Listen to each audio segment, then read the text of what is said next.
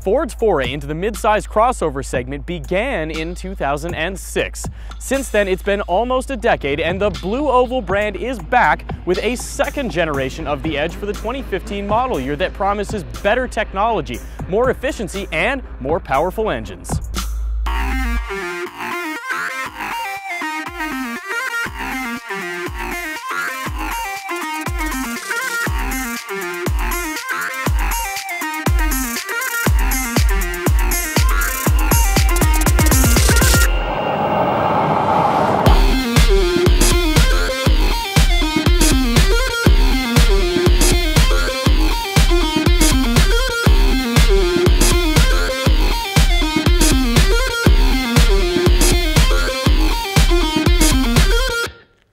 Now, the Edge sits in between the Escape and the Explorer in Ford's crossover lineup, and for reference, it's about the same size as a Nissan Murano. Ford gave it an extra 4 inches this year, courtesy of an increased wheelbase that allows it to have more interior volume. So let's check it out. Now, as you might remember, the old Edge had a dashboard that was kind of boxy, and frankly, the interior in general had a very low-rent feel. Ford's designers worked to address that by building lines in from the front doors that carry over onto the dashboard to create a cabin that feels like it's built around the passengers. Some of the other highlights include metal accents on the door and dashboard that give the car a much more premium feeling to sit in, although the thing that I'm especially fond of in the new Edge is Ford's latest center stack. You might be familiar with the Fusion, which used a touch interface. Now, Ford went back to its customers, and the feedback told them that really people weren't in love with having that touch interface. So instead, the Edge gets a new version of its center stack that has physical buttons, which is a huge improvement. There are also lots of storage cubbies that Ford added to the second generation car, which gives you plenty of space to store little things, large things, whatever you need. Although a lot of the major changes to the second generation Edge take place where you can't see. Specifically, the base engine is now the 2-liter turbocharged 4-cylinder EcoBoost engine, and actually it's the second generation of that engine. Most of the internal components on the engine have been replaced, and the most significant change that it gets is a twin-scroll turbocharger that will do a lot to help eliminate turbo lag. Now, if you're wondering, that's the same twin-scroll setup that Ford uses in the 2.3-liter EcoBoost that you'd find in the 2015 Mustang. Of course, you can still get the naturally aspirated 3.5-liter V6 that was available in the previous generation, although this time it actually comes at a slight price premium over the EcoBoost 4-cylinder. Now, the Sport model is also worth talking about. It comes exclusively with Ford's 2.7-liter twin-turbo V6. One of the other important things to note is that the 4-cylinder engine is now able to tow, and Ford says that it can pull up to 3,500 pounds. But no matter which model you choose, they all come paired with a 6-speed automatic transmission and your choice of either front or all-wheel drive. Now, speaking of the all-wheel drive system, it's new for this vehicle and is able to send 100% of the available torque to either the front or the rear axle, and Ford says it can also distribute power to the left and right using electronically controlled differentials and by applying braking to the wheels as necessary to negate slip and to maintain stability.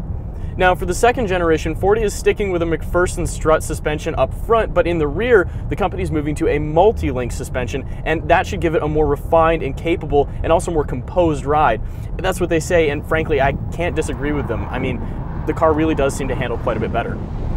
Now, if that seems a little too geeky for you, take this home if nothing else. Ford expects that roughly half of the second generation Edges that it'll sell will go home with the 2-liter EcoBoost engine.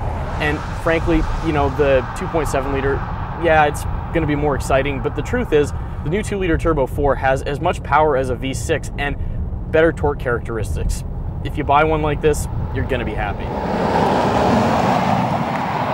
You know, even if engine specs aren't interesting to you, this certainly will be. Ford outfitted this car with all of the modern convenience technologies that you're probably coming to expect in new vehicles. Of course, that includes things like adaptive cruise control, lane departure warning, lane keeping assist, blind spot monitoring, and pretty much everything else. Now, that's not new stuff, but it is new to the Edge, and so are inflatable rear seat belts and Ford's hands-free liftgate system, which of course allows you to walk up to the vehicle and then kick underneath the rear bumper to open the hatch when you have a handful of groceries. Still not satisfied? Well, get this. Ford is also introducing a brand new technology with the 2015 Edge. Specifically, it's an updated version of their parking assistance software. Now, you might already know that some Fords can literally park themselves. You push a button and pull up to a parallel parking space and the car does the rest of the work. But now it can pull you out of those spaces, which is particularly convenient because a computer can probably park better than you, and sometimes it's tough to get out of those tight sections. Oh, and also, now it can perpendicularly park you as well, which means it can back in. Now, speaking of spaces, the new Edge has an awful lot of storage capacity to offer. With all of the seats raised, it has about 39 cubic feet in the way back, and that means that it offers about as much as you could expect on a Nissan Murano. But if you lay those seats flat, you get 73 cubic feet, roughly speaking, and that puts it ahead of the Nissan. Finally, and perhaps more importantly, Ford priced the new Edge at every trim level so that it comes in just below Nissan's brand new Murano. And if you start equipping options packages, then it starts to play in between those trim levels, but you still end up saving money relative to the equipment that you're getting.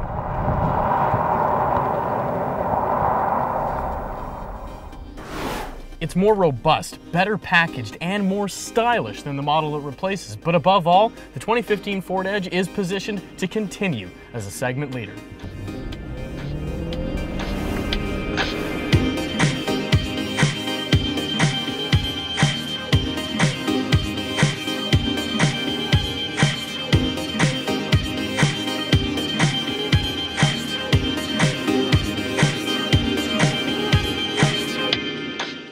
Holy shit, there were horses in the middle of the road.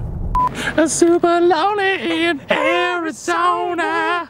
Oh, what you gonna do, Mr. FJ Cruiser? All right, ready?